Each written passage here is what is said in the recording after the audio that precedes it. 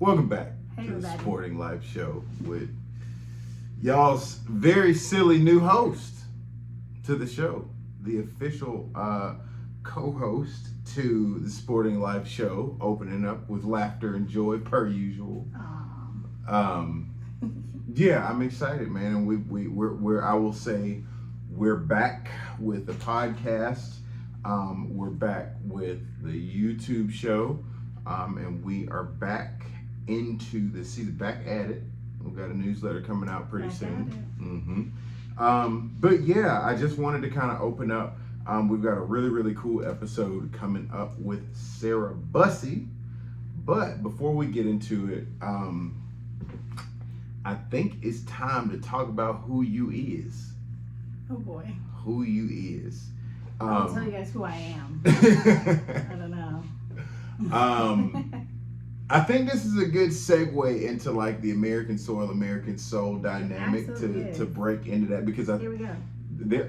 Dang, I didn't even realize you did it like that. Mm-hmm. Go get the merch on the website. Mm-hmm. I appreciate it. You know, American Soul Cap, I appreciate it. But that is actually why you're here. That is why you'll see the American Soil, American Soul cloud sky gallery is kind of what I think about in the background. But that is very intentional. And as much as I loved doing the last 8 years worth of podcasting with a Sporting Life notebook and things like that, there is time for evolution, right? And things to change and change for the better. So I'm excited to introduce the new soulful side of what we doing. Y'all, my husband makes me laugh so much. Like, he really makes me laugh. Okay. On the soulful side. What he's referring to is American Soil, American Soul, the name of our art show. Darrell has studied very intently, just, metaphorically, obviously through his work, through the Sporting Life, studied very intently the American soil. And our work has been surrounded around how can we connect more people to the American soil for conservation purposes and sustainability and climate crisis, whatever buzzword resonates with you. We've been doing that work because we have greater work to do when it comes to how our human activity impacts the planet.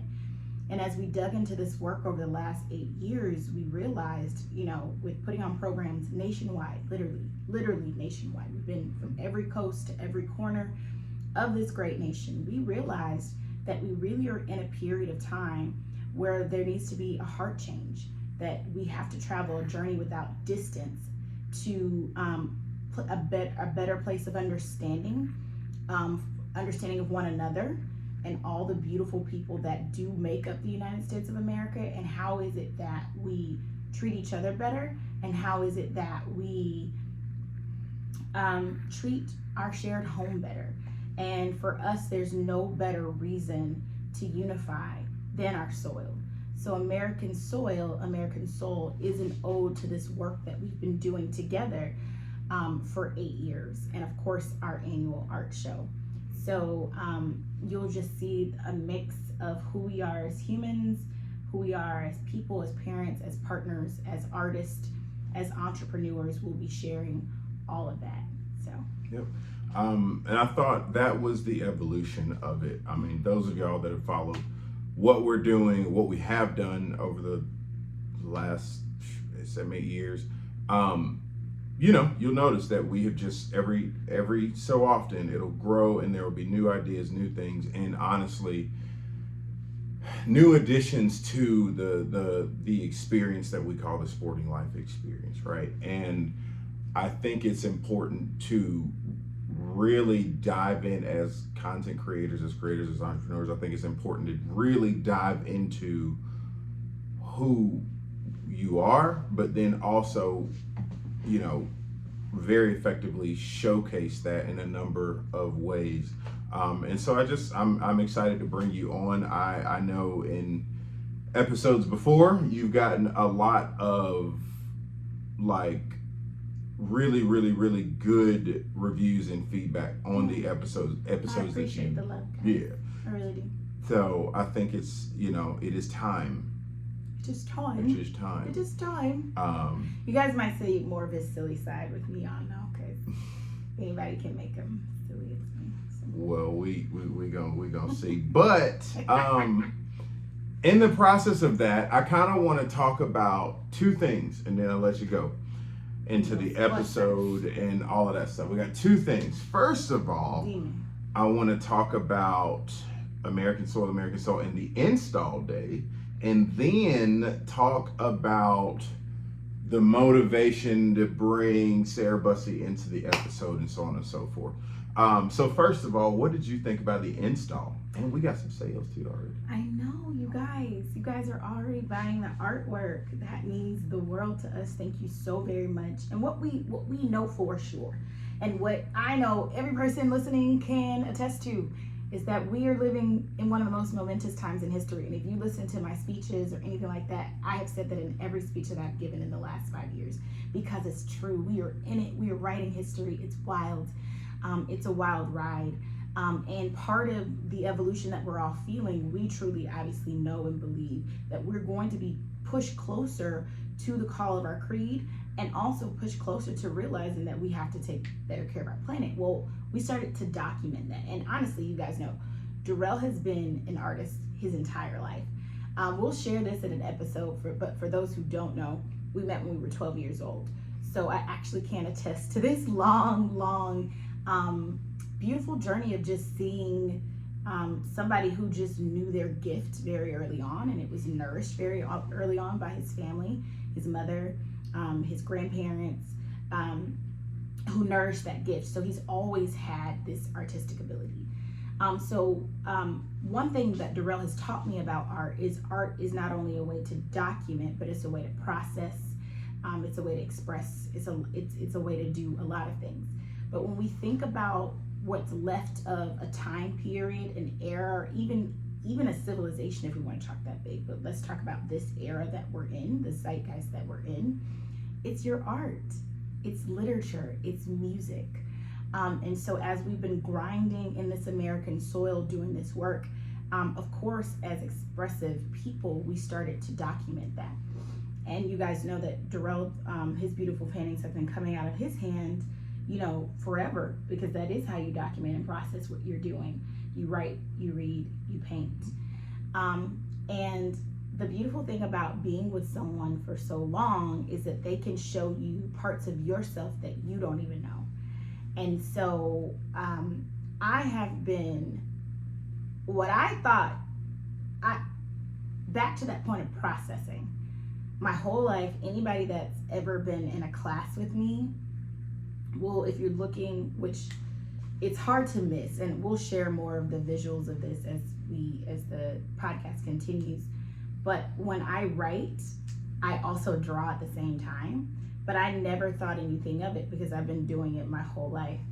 And then of course, when we got married, and of course we started to live together all the time, he was like, you know, that's art, right? Like, it's compulsive. It's coming out of you. These are expressions that are wanting to come through you as a being, as a channel. And so he, as my art professor, encouraged me to put it on a canvas. And so I too will be sharing my work on a larger medium this year. And so I'm very excited about that. So install day was absolutely fantastic. I thought it was fun. And shout out to Sam McCoy at Thomasville Center of the Arts. We're so grateful to be working with you and working with Thomasville Center of Arts. And just shout out to Thomasville in general, because Thomasville has been so essential to Darrell's journey and our journey as a family. And so we love so many people there. But Install Day was super cool. You can meet us at Grassroots Coffee on December 6th. Darrell will also be speaking at the Wildlife Arts Festival the weekend of November 16th. But yeah, I mean, the adjective that comes to mind for me for Install Day was fun. It's always really cool to see the works go from our home studios to a display space, an exhibition space. So. And then to somebody's home. So again, thank you so much for those who've already purchased the work. The intention of it is to document how we are connecting to nature and amplifying this message during our era, so that when you guys look back and you tell stories to those that you love and care about, you can have a visual starting point to how we better connect it to nature, or maybe you already have a connection to nature, and those who follow Darrell's work normally do already have a very strong connection to nature. So. Okay, well then, let's segue into the podcast. This one is all on you. You were doing the interviewing, and I was on the sideline doing the production and monitoring the cameras and stuff like that. So we met Sarah through Ryan Bussey. Yes. Who they're married. Ryan and Sarah are married. Yeah, and you have a specific way about choosing your guests and people you want to interview, and I thought I really appreciate the specificity that you're looking for out of the people. So what about Sarah Bussey, brought y'all to the table? Yeah, so for those who've been following Darrell's show for a long time, you know that Darrell interviewed Ryan. Mm-hmm. And so Sarah and our joke was, well, now it's the wives. It's our turn, It's our turn. So Ryan and Sarah, honestly, just phenomenal people. But I also was attracted to her as a guest on the show because, again, we can't ignore the era that we're living in, and it's very much so an era that is stretching us and changing us and evolving us. It's doing a lot of things. And I do believe a new world is trying to express itself through all of us. And Sarah, I just think that she and Ryan, the work that they do, because you'll hear this in the episode, but they talked about how, at their dinner table, they have two young sons, they're teenagers. And she talked about how at their dinner table, it's being a parent right now is just wild in general, but especially, our kids are really small. They know what's going on from their vantage point, but it's completely different. I couldn't imagine having teenagers right now and the type of discussions and conversations that they're having. Mm-hmm. Yeah, it is interesting. It is interesting. It's a different perspective. And so she was telling me that at their dinner table, the question that they put forth is, okay, so what are we going to do about it? Right, because all of us, there's not a being that is alive right now. It doesn't matter your socioeconomic class, your race, your gender, your sexual preference, whatever, all the things that we pretend divide us, when really they're just our uniqueness. But we'll get into that later. No matter where you fit within that, you can't ignore what's going on right now. Like, you literally cannot. And so I'm very much so attracted to people who decide, from right where I stand, what can I do about it? Right. And people that answer that question in whatever way they can. And obviously people answer that in different ways. So if it's, I am going to plant a pollinator garden in my yard of native plants. That is somebody that's doing something from right where they're standing. If it's somebody that's like, you know what? I have this influence over, I'm a teacher and my students listen to me. So I'm going to make sure they have a safe place to understand themselves. Like, whatever it is that you do, because it's not always this big thing. Sometimes it's just in your sphere of influence, what are you doing? I also am very interested to know what people do in their homes, because your home is your first sphere of influence, is your first ministry. That's how, however you want to refer to it. So what are you doing about it? Because we all feel it. And Sarah and Ryan are two people that have answered that in a big way, as they are running for the governorship in the state of Montana. So I was very interested in their perspective. Obviously, I have, no ability, Darrell and I have no ability to vote in the state of Montana, because we are citizens of the great state of Georgia, which we love. But it's interesting to know how all of this is playing out in other parts of the union, and to be able to capture some of those feelings and experiences and stories. So Sarah Bussey coming up. I'm excited to share. Cool. Well, I won't belabor it. She said it. We'll catch y'all on the other side of the episode. Yes, I actually have a question for Darrell though. We'll catch y'all on the other side. No, of the he episode. turned. What's up? You don't get away like that easily. So. All right. What's your favorite part about being my art professor?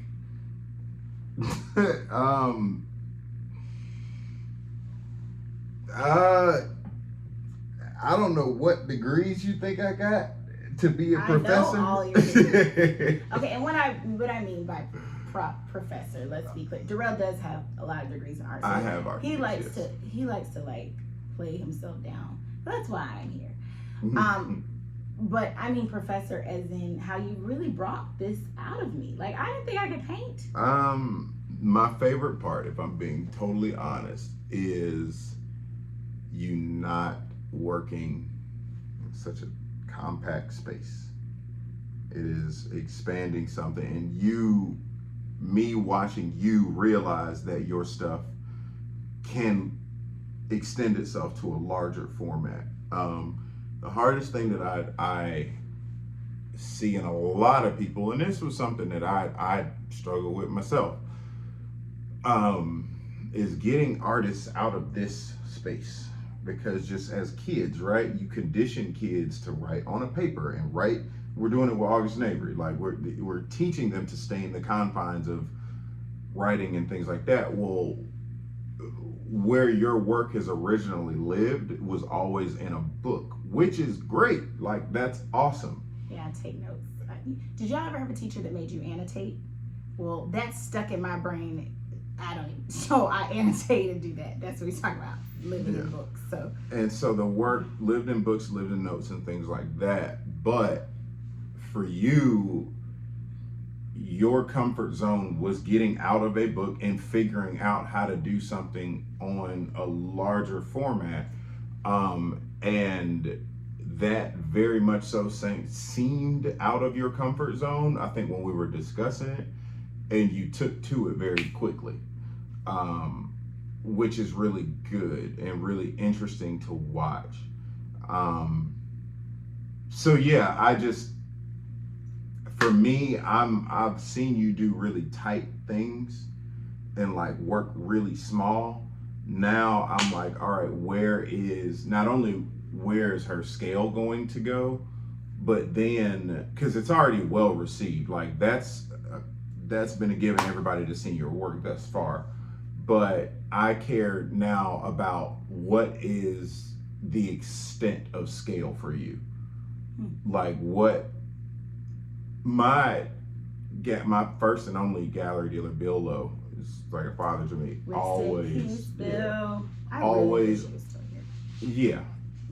But he always got on me about scale and size and why is your work not bigger? And I hear him in my brain when I look at your work now, like, okay, cool, but how much bigger can it be now? And I think you realize that you've got a lot more opportunities for really interesting sections within the work. Yeah, it's really and cool. What I think in your brain was a small space, but when you start working it, it starts to open up like doors, and you're like, oh dang, like within a little small oblong kind of shape within the work, I've got more space to work in that, or I can leave a larger space there, and that color or that whatever can affect the piece there. So for me, I'm just watching you figure out the spaces into which you're working, and translating that. Thanks. Y'all, my professor has a crush on me. But listen, I appreciate that. All jokes aside, like, I think, have you ever heard the phrase, when the student is ready, the teacher will appear? No. You've never heard that phrase? No. Okay.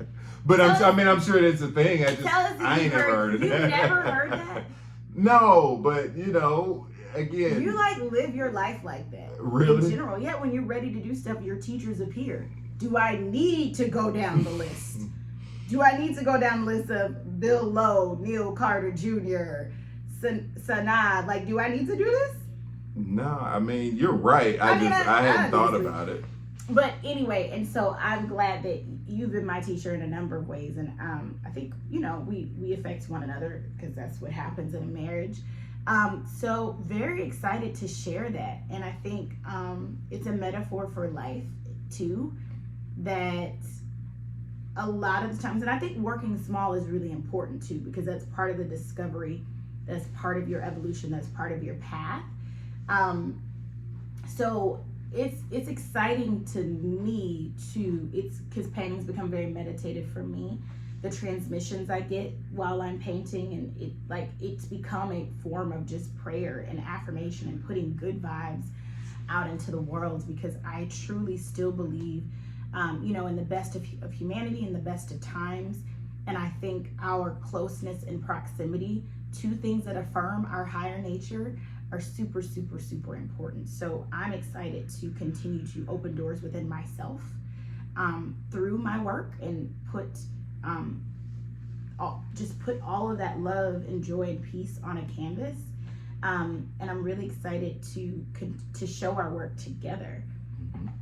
So thank you for being such a good teacher. But everything that you were saying was like so metaphorical, just in life in general, how we're taught to work small and taught to live in a box. And so a lot of times we don't even think about how to move out. Yeah. So there was just a lot of richness to what you said. But we're very excited to host this show together. He's probably regretting it because I'm going to make him so silly.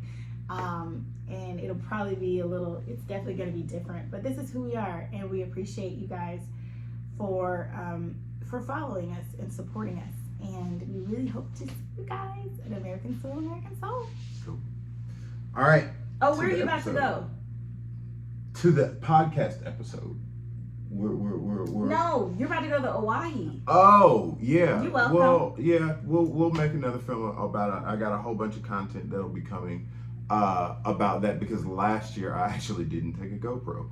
And I'm only taking one dog. I'm only taking Joker. You're leaving Vegas here with me? Yep. Vegas is gonna be pissed.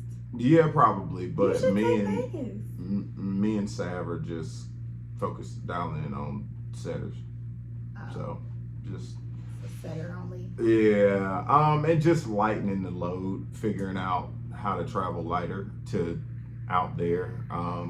If I take another dog, it'll be Kai because he needs to work. But as much as I want to take Vegas, and I could change it the last minute. I don't know. But going to Oregon, so y'all will see a whole bunch of chukar hunting episodes as well, and there'll be a podcast about that. So yeah, after that, into the episode, go check out an RSVP for American Soil, American Soul at AmericanSoil.com. Get the merch, buy the art, take it home. Everywhere I go, people ask me about this ad. Yep. So, all right, that's it. Bye for real. Well, everybody, welcome back to another episode of the Spacesuit series, where we focus on unity, where we focus on talking about how much more we are alike than different. I think it's very obvious to everyone that is alive right now that we are living in some really wild times, and I think what we need now more than ever is unity. What we need now more than ever is the ability to remember that we're all human.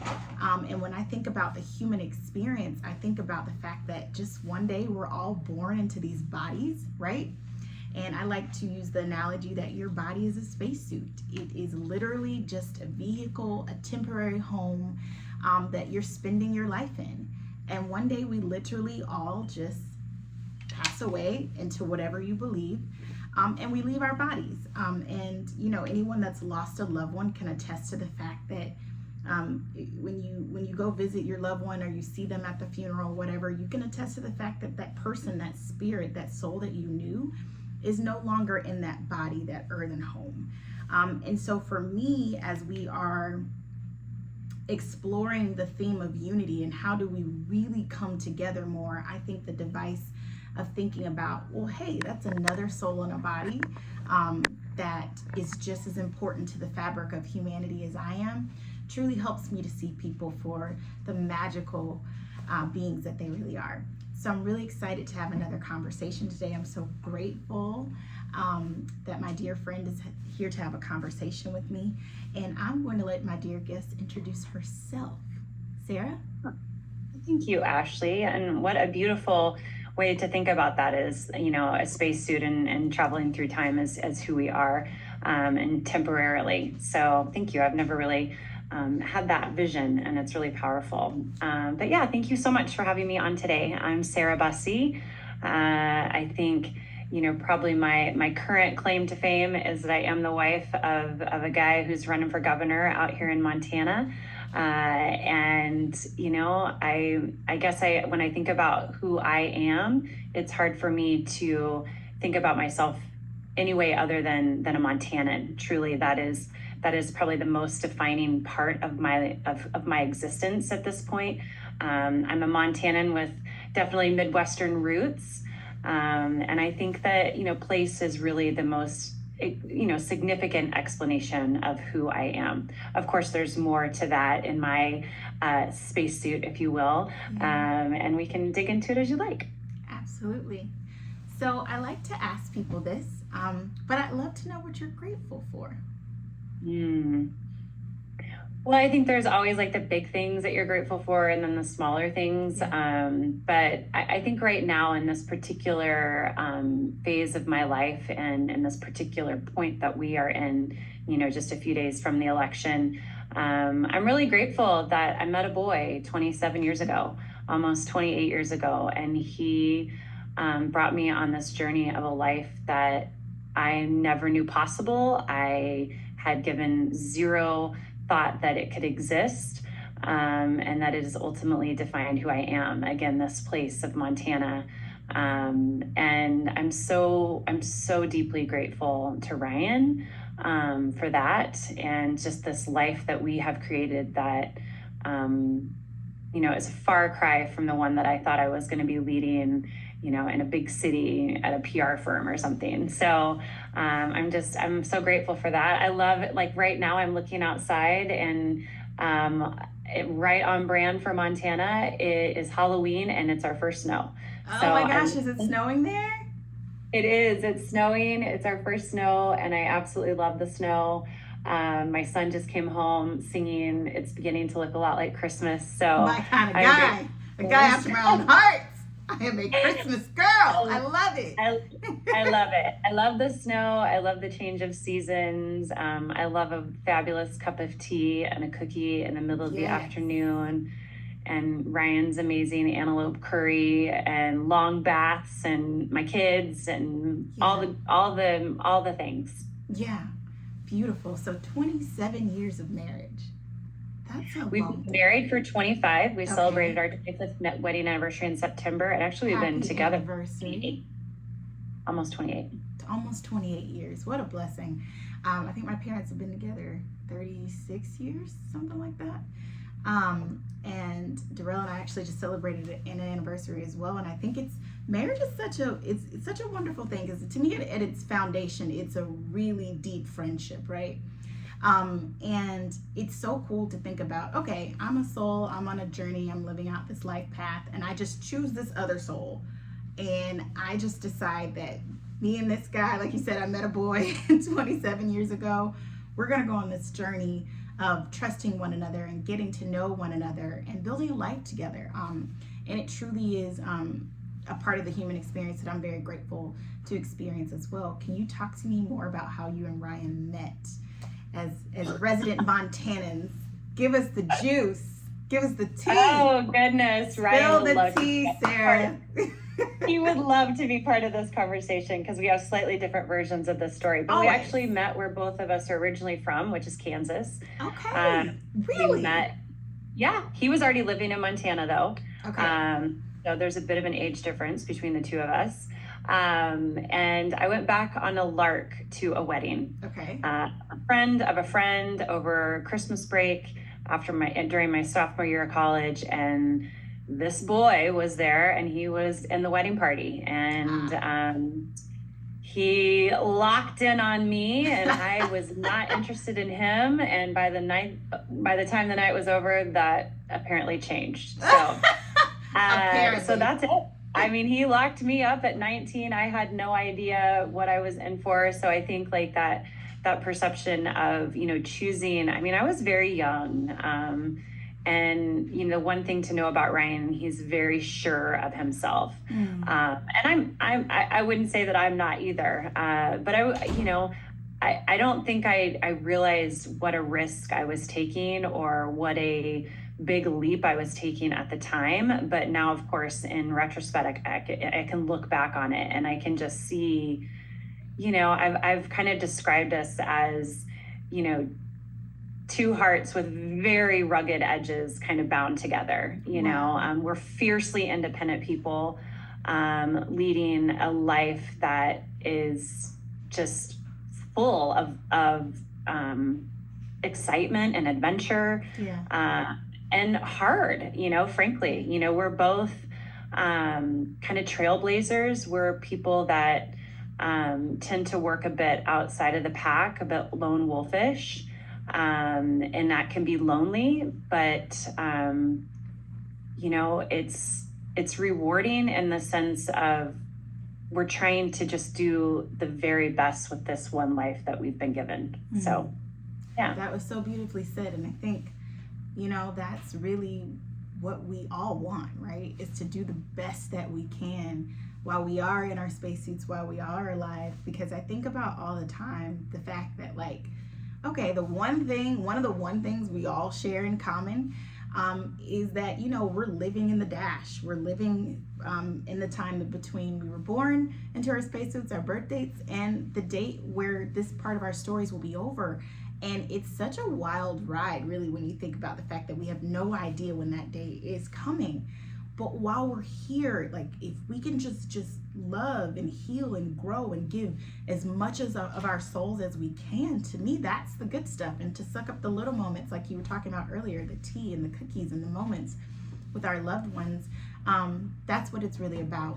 I wanted to circle back to your thought about being a young woman at 19 and taking this step into marriage.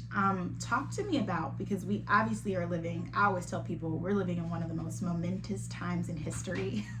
We can feel it. I would say most people would agree that we are not living in a collective, if we survey the collective psyche, it is not a collective time of peace, of psychological peace. There's so much going on. There's so much division and so many opinions. The energy is just super high.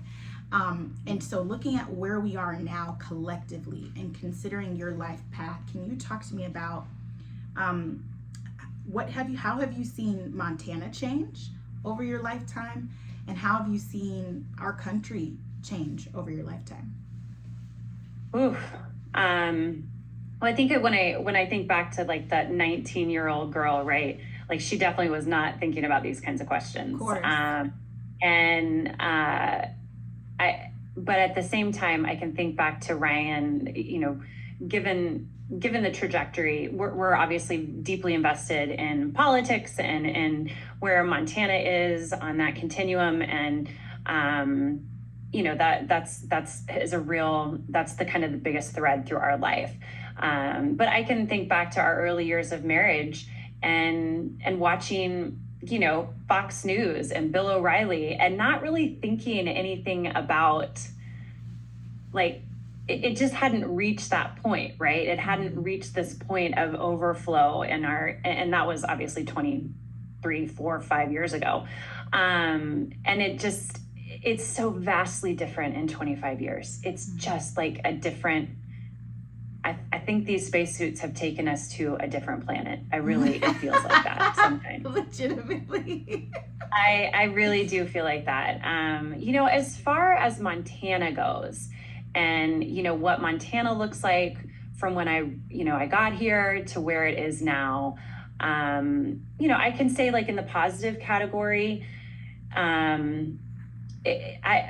life is so invested in the outdoors, and I can say that I've seen an incredible investment in communities to develop local trails which I believe, affect us all, create, better outcomes for all humans living in those spaces. We've really seen, an ability in some communities, at least, to take care of the most vulnerable. It is definitely not across the board that's happening, but I think there are some communities that are really looking at the issues of homelessness and the unhoused, and really trying to find solutions there that work, and that makes me very, very proud as a human. I think that we've also become a much more diverse. We have a more diverse workforce than we did 25 years ago.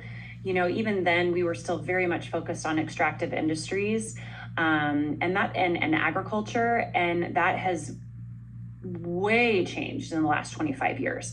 I think agriculture is now like the number 6 industry in Montana. Wow. Whereas like financial services is number 1, and then real estate. So we are different, but then it's also brought some diversity in those folks that, can work from home now. Yes. And you're really getting to meet a lot of different people with different perspectives that have remote offices. And I think that has been good for the most part. I would say probably in the negative category has been more of the change. I look at kind of our dependence on fossil fuels and our unwillingness to diversify and hold ourselves accountable to our amazing Constitution that grants us the right to a clean and healthful environment. Yes. That has not changed. We have continued to press hard into those fossil fuels and not into the creativity to solve this climate crisis. Yeah. And that's very disappointing. We see it in the current administration. It's disappointing. It's not just disappointing, it's life-threatening. It's life-threatening for my kids and all children. So, that's a big one. And then, I think probably the overarching one that I see in Montana is definitely 25 years, I have seen a real, I can't even say chipping away. I mean, it just feels like a selling off of this idea of letting folks live and let live. And that was really a hallmark of this Western approach to life, was you do your thing, I'll do mine, we can live in peace together. Sure. And that is really, we're really losing that. And when I talk to people in the community, everybody feels that. No matter what stripe you have, no matter how you vote on a ballot, like people feel that, and they feel it in different ways. And then I think finally what I would say that, another issue that's really near and dear to me, but something that has had a wholesale change in how people view it in the last 25 years is the disinvestment in public education here. And I know that that's something that we are seeing as a trend across the United States, but I look at it as particularly harmful in a community or in a state like Montana that's so rural, that we depend on these public education and institutions because that's all we have. Of course, there's a few private schools, but that's what we have is public education, and we do believe, my husband and I, that it really is the backbone of our society for those for folks to have that equal access to education. And we're just losing that, and we're losing it from a generation who doesn't have a growth mindset. I would say, we're trying to raise children and be people ourselves that are looking forward and progress. And I think we're coming at odds against a generation that somehow thinks that it's reading, writing, and arithmetic. It's just, I don't know. We have to bridge these gaps, and of course, there's lots of ways that we hope that we could do that, but it's not working so far. So those are definitely some of the big changes that I see in Montana. I wish it was a little more hopeful, but that's where we are. Yeah. No, I think first of all, just as a sidebar, Darrell and I love Montana. It is just so gorgeous. It's very dreamlike, really. The land and the water and the availability of activities. It's just wild. But of course, this culture of wanting to protect home and preserve the spirit of what makes Montana Montana. I'm sure everyone feels that. And I think just overall, I don't think that's just a Montana thing. I think everyone can probably look at their home state and talk about how things have changed. So I think that's very normal to what a lot of people are experiencing. And I truly believe that, we were born to be problem solvers. And so what's in front of us is just the part of the assignment for our souls, like individually and collectively. I tell people all the time, like, America's assignment is extremely clear right now. I don't care if you never listened in class or if you were the first one sitting down in class growing up. It is very clear what we're all called to do right now. And you called, for me, the two biggest issues of our time are unification, learning how to create unity, and also we've got to do something about the climate crisis. Like, at the end of the day, we are not being responsible stewards of our natural resources. And I was listening to something that Jane Goodall said the other day, and she said, we call ourselves an intelligent species, but we're not acting that intelligent if we keep destroying our home.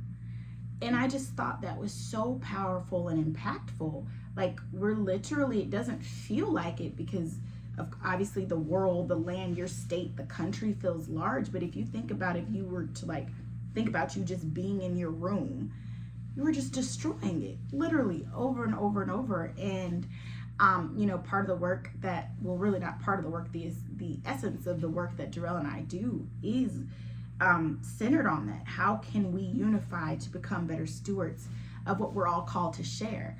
Because if there's anything that can unify us, it's saving our home. And I don't think that people talk about it in the emergency terms that it's due, because it has been politicized, but at the end of the day, if we don't have a home, none of this matters anyway. So it's like, how do you begin to get people to realize that, and realize that it's not, this new world that we're building is not a stomping out of a certain group or stomping out of a certain way people make money. It's not that. It's just literally building a new Venn diagram and saying, okay, well, how can these economies and these people's desires exist within the framework of responsible stewardship? Because the beautiful thing about the human mind, the way it works, because we were born to be problem solvers, whatever you give the mind to solve, if you give it enough time and resources, it will do so. But we haven't collectively decided that, okay, well, yeah, we'll have concrete, but we need concrete that does something great for the environment while it's sitting there. We haven't put ourselves through this test every time. Well, everything that we do, is it responsible? Is it helpful to our home? Or I would even suggest, do we need the concrete? Like, what if we just ask that question? And I think that's something that gets overlooked. My kids were part of a lawsuit against the state of Montana. Really? They sued the state of Montana for their right to a clean and healthful environment. 16 youth held v. Montana. Wow. It's a landmark case across the world, the first of its kind, to sue because their right to a clean environment is not being upheld. And they have the right to do that because they don't have a voice in electing people. Yeah, so we haven't expressed right to that in our Constitution. So that was the legs that they were able to sue on, and there will actually be a decision probably handed down in the next couple of weeks, to be honest. And it's just, it goes to show you what the links that we're having to go to for people to pay attention, when the children in the room are the ones that are having to take to task the adults, because the adults don't have enough ingenuity to figure these problems out. And I would just say that since that Constitution was put in place in 1972, there hasn't been a single extractive lease, oil lease, that has not been approved, whether it's a Republican or a Democratic governor at the time. So actually, the governor that was on this lawsuit from the beginning was our last Democratic governor. Wow. Because they haven't held themselves accountable. So this goes on both sides here. Like you said, this is our reality. And I think the fundamental difference that I see when it comes to kind of our civic duty and politics and whatever is the fundamental difference in framework is the we over the me. And it's just deciding what side of that equation you want to sit on. And unfortunately, I think money sits on the side of me, and that's what has driven these decisions.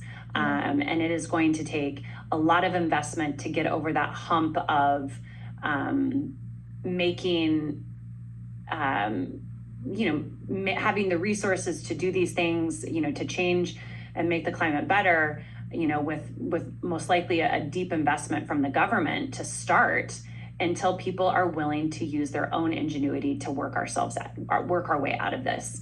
And which I find fascinating. That's like a whole nother conversation, which I find fascinating, right? Like the government's going to have to make you do something before you before you use your own ingenuity to solve it. And so it's like, seriously, like be a trailblazer, like be in front of it, like make it happen. So that's what I do. So. And to your point, what I've also learned is that train of logic does have a lot of different pieces, because what I've learned in our work and in our research is that people don't feel like they have access to being a part of the solution.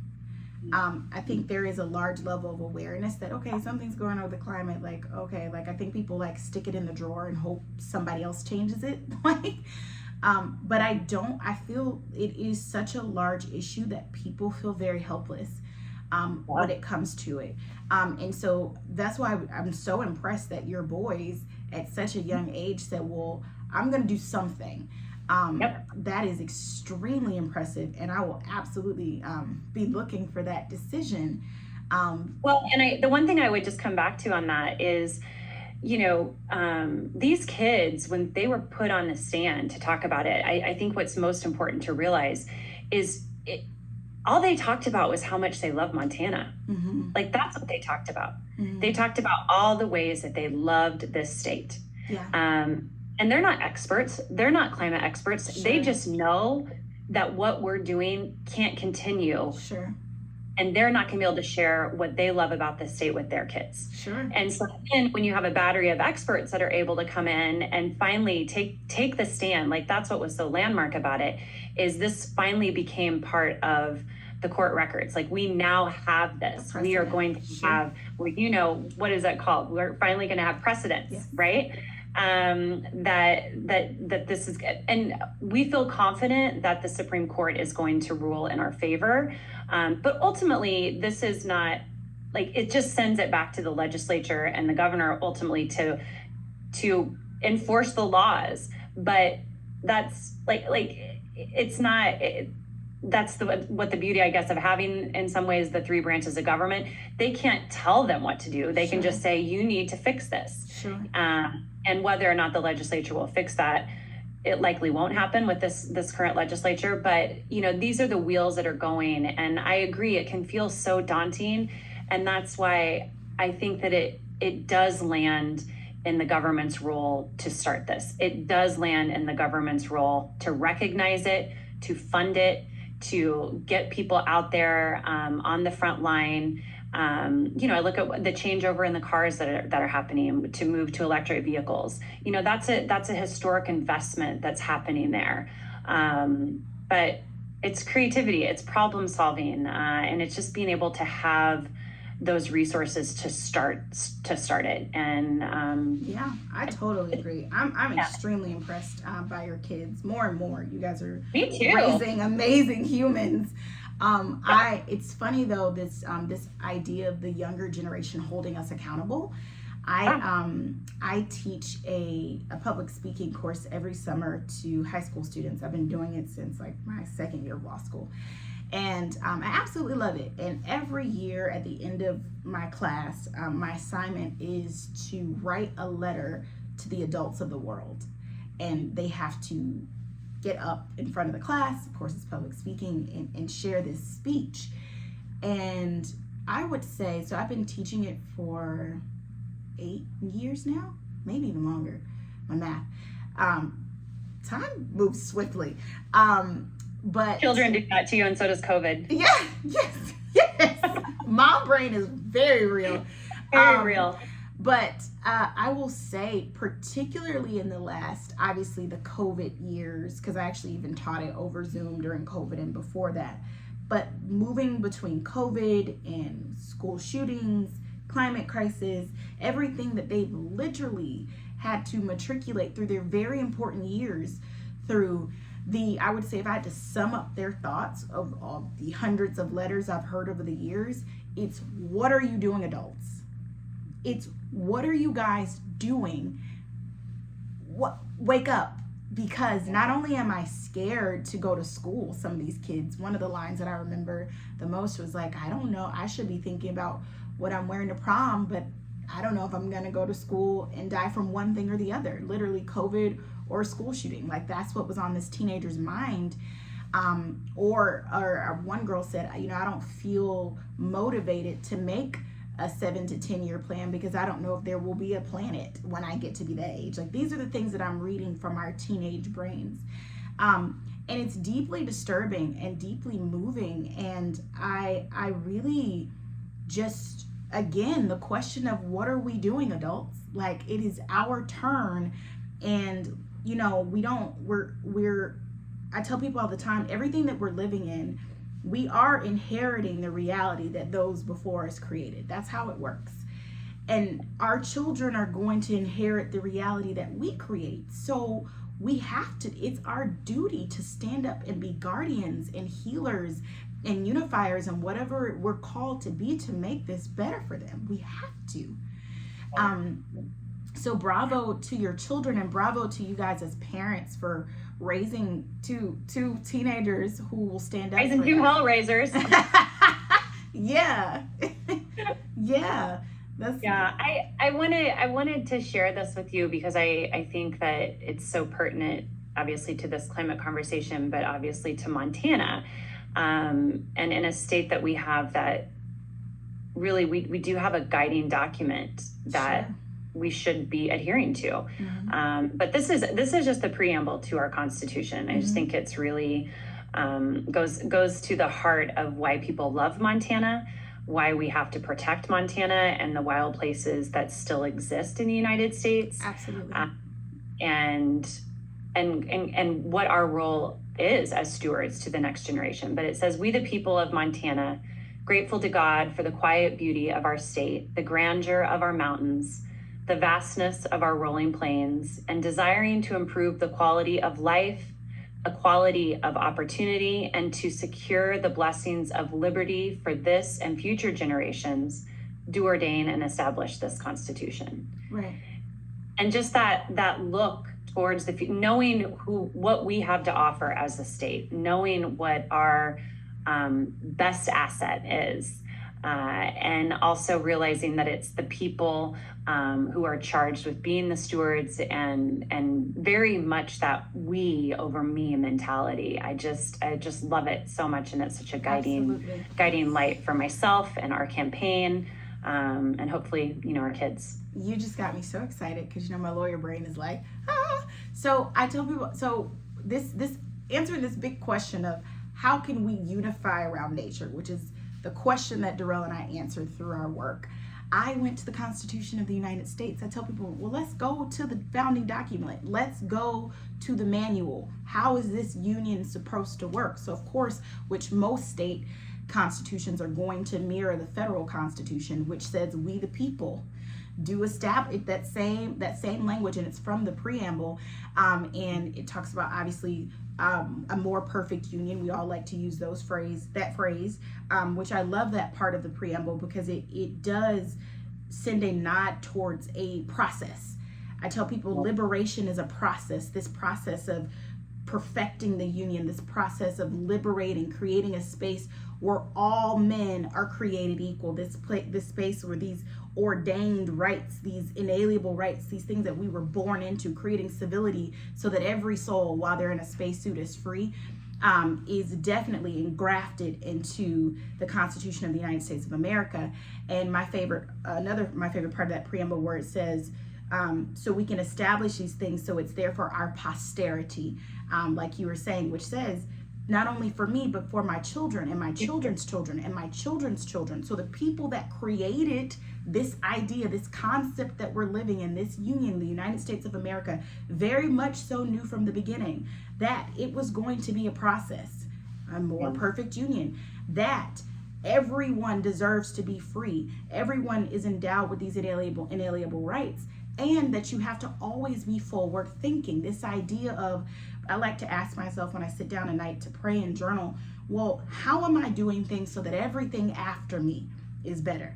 So as I look at my life, as while I'm in my spacesuit, when I leave here, can everybody that comes after me say, my grandma, she was a bad one. She made sure that everything was better after her. And I think that's the question we have to ask ourselves, whether it's from a larger concept, or it's in your first ministry, your home, or it's in your role or what you're running for, what you're doing. So tell me how, because of who you and Ryan are as people and as parents and as a couple, how do you guys make sure that things are going to be better after you? We show up. I think that's just the first thing, right? We just show up. And I just don't think it's rocket science. I think that you show up with the gifts that you're given, and you put them to use. And some days they're going to be fully used, and other days they won't be used at all. But I think you show up, and the conversation, or the kind of story that we tell about Ryan deciding to run was, this is completely true. We're having dinner, and I often ask lots of questions around the table just to get people talking about other things rather than the state of the world, which often happens. Sure. At every dinner table. This particular dinner was no different, and everybody was gritching about all the bad things, and I had just had enough. And I said, you know what, enough.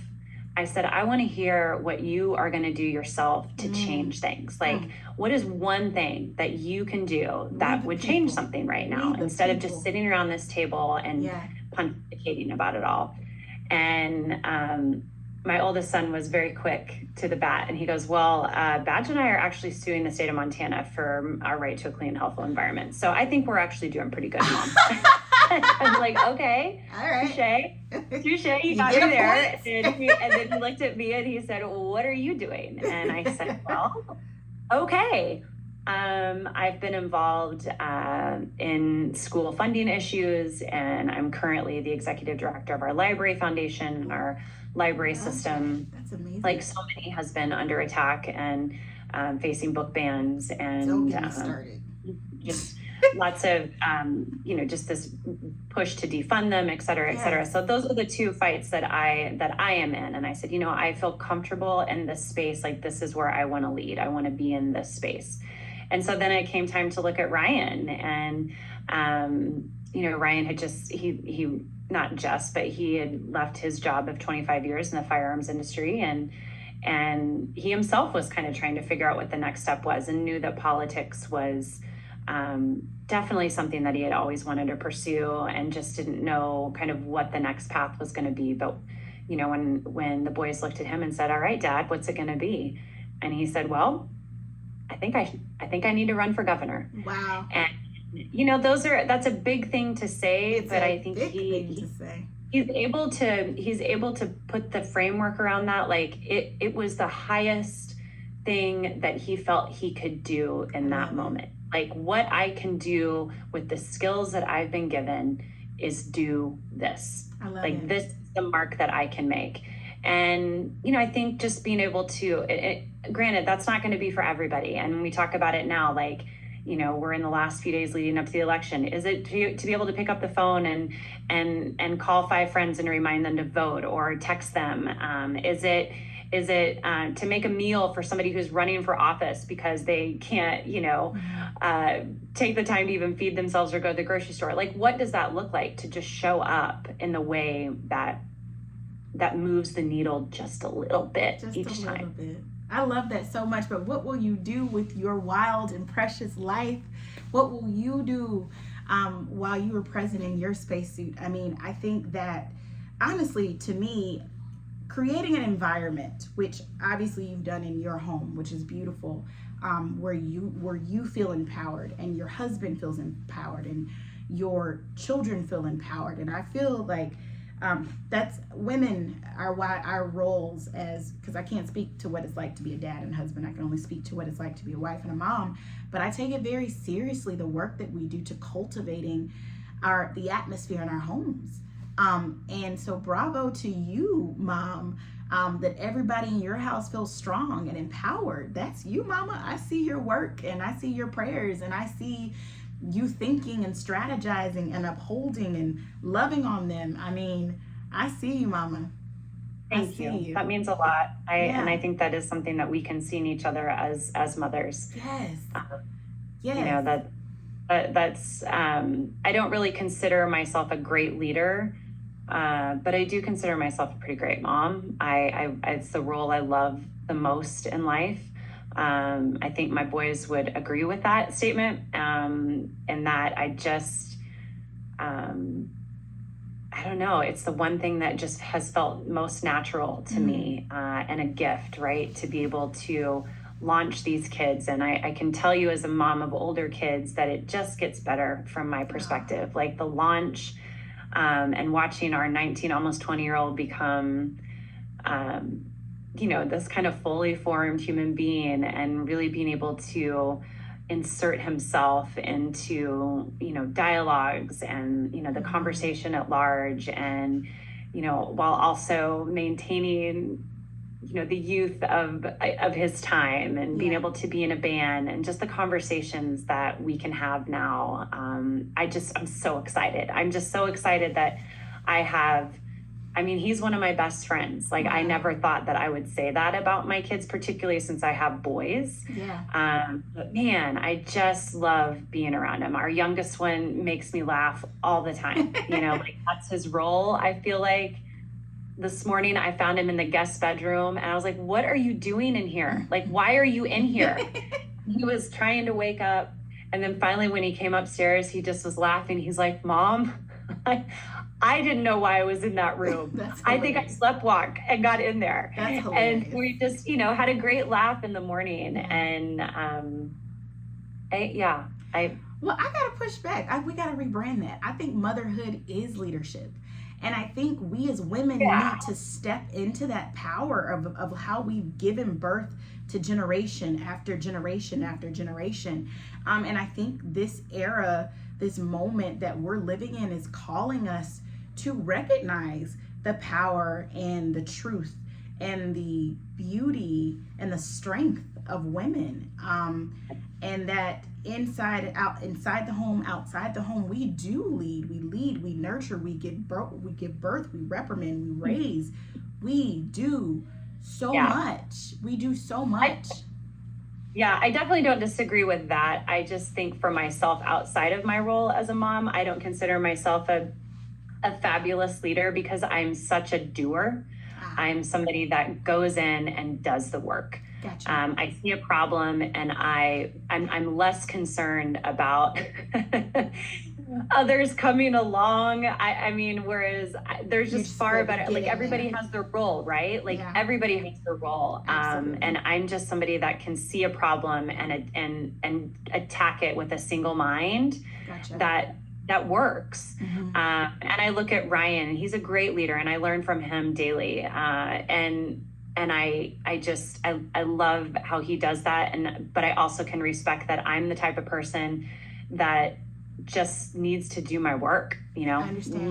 let me do my Absolutely. work, and you're going to get your best return from me. Like, that's what you're going to get. And I think that's what's kind of awesome about our relationship too. The So balance there. No, yeah, and you're right. I mean, and we need doers, and every soul has a responsibility and has special gifts that they can bring to the tapestry of human yeah. history and humanity, and to know your strengths. But yeah, absolutely. I just really think that motherhood definitely needs to be celebrated and uplifted more, because I Oh know yeah, I couldn't be who I am without my mother, yeah. and what she's instilled into me. So, yes, I know I can speak from the place of a child too. That I know that your boys are grateful to have such an amazing mom. Oh, thanks. Yeah. Yeah, I love it. It's so important, and I feel an incredible privilege from the women and the feminists that came before me, that I felt secure enough in myself to be able to stay at home with them for about 14 years, and then to re-enter the workforce. Again, hard decisions to make, but I felt really empowered to make those decisions. Mm. And I didn't feel less than to make that decision. And I just, everybody gets to do it differently, and I think it's just rad, and I think it's kind of like peak feminism to be able to do that. Absolutely. Yes. Cheers to women. And I think what we're seeing, if we think about this trajectory of womanhood, and um, how womanhood has changed over the years, I really, I tell people all the time, like, if I could decide to be born in any century, at any intersection of time and space, I would choose now, because we're really challenging the norms. We're really pushing the envelope. We're pushing people to answer hard questions. I do believe that every soul that is alive right now is equipped to be alive right now. You're supposed to be here. And you and Ryan are absolutely two people that embody that and are grabbing it by the horns, and being doers. So, talk to me. I have two more questions for you. Talk to me, number one, about what you will bring when we're talking about your life story, and you and Ryan as a couple, you as a mother, all the things that you care about in Montana, and you think about all the beautiful spaces that you love. What will you bring to this new role that you would like people to know about? Well, I think that if Ryan, becomes governor, and we're able, our slogan is "Get our Montana back." I think, the way that we will have done it would be on our terms, and that is to be completely and utterly authentic. We don't know any other way than to just be ourselves, warts and all. And kind of circling back to government, it is truly, defined as for the people, of the people, and by the people. And I think we have to have a return to who those people actually are. Nice. Not this ruling class, not this billionaire class that has a path for themselves and then a lesser path for everyone else. And so, I see us as just being authentic Montanans, people that love this place that we get to call home, are willing to, put it all on the line for it, being, 100% transparent. Goes, I think, right along with authenticity, like really peeling back the layers to show that this is a place for everyone, not for one, Sure. not for one group. And so I think that, those would probably be the defining places, or the defining values. I think that would surround us. But even if we're not in the governor's house, it's going to be who we are. It's always going to be who we are. Authentic and transparent and wildly passionate. So true. And I think that's how our husbands connected in the first place, because I would say that absolutely describes their personalities, both of them. Yeah. In addition to just being outdoorsmen and just loving to be outdoors and to have a good time together. So that is absolutely fantastic. Well, I think where I would love to end this beautiful exchange is that thread of motherhood, because we just live in this world that tries to tell us that we're all so different. But when you really start to look at other people, like, man, that's a soul in there too. Their life matters too. Their babies matter. What they go through matters. Yeah. And when I think about myself as a mother, I really like to think kind of retrospectively in a way. So my question is this. Let's frame it like this. Imagine that you are 97 years old, and I want you to just imagine it in the way that you see it in your mind's eye. What would you like to be able to say at 97?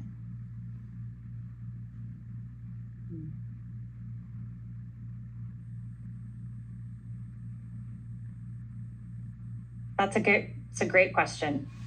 And to buy myself some time, I'm going to circle back to something that resonated for me, and that how we're all kind of doing this right now. We're all just doing the best we can. And Yes. One of the things that I do a lot is I canvass. I'm out talking to voters.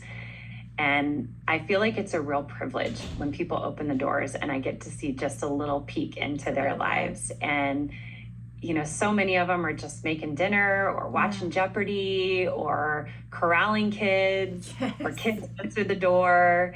And I love it. I love it so much. I love to be able to see that we are just so similar, right? Like, I'm doing the same things at my home. And I love that. So I just wanted to acknowledge that I get to see it in real time. And it's a true privilege to be able to experience that. And at 97, I think about my grandmothers, neither of which made it to that age. And I don't see anything dramatic, I have to say. I think I just want to have done the best I could. Yeah. I think I want to have left a legacy of people who love well and who do well. That's so perfect. That's so perfect. And I think, in answering this big question of how can we unify, because Darrell and I, we really asked ourselves when we started on this path of the Minority Outdoor Alliance, American Soil, American Soul, and everything that we do, it's like it just dawned upon us that humanity has been struggling with the same questions for a long time, the same issues for a long time. And they're so silly when you really boil them down. And I think if everybody listening could take their minds to this hopeful, idyllic day, that we could all live to be an old age, the things that we fight about would seem so silly. We will have hoped to have lived well and to done well and to have loved people who are doing the same. So in this election season, my hope and my prayer, honestly, transparently for everyone, is that we can be a little more loving, and that we can begin to treat each other and see each other for who we really are. That if you had the opportunity to peek behind people's doors, you would see that they're doing the best that they can too. So may we create a world where every soul can have the best life that they possibly can and be safe in their own skin. And may we unite to take care of our shared home so that our posterity and those who come after us have the opportunity to live well and do well. Thank you, Sarah. Thank you. Amen to that. And that's the end. Thank you so much. Thank you. Thank you. That was fun.